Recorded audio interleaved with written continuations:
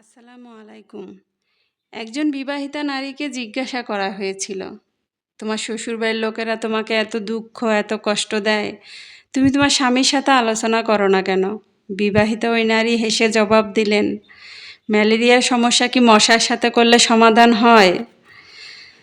আসলে নারীদের জীবন বড়ই অদ্ভুত।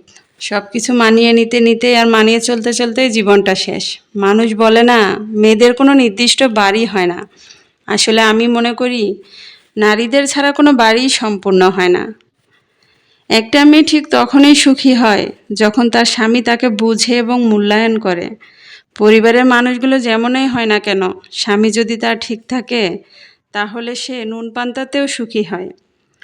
যখন নিজে সব কিছু ছেড়ে স্বামীর ঘরে যায় তখন তার একমাত্র ভরসা স্বামীর উপরেই থাকে।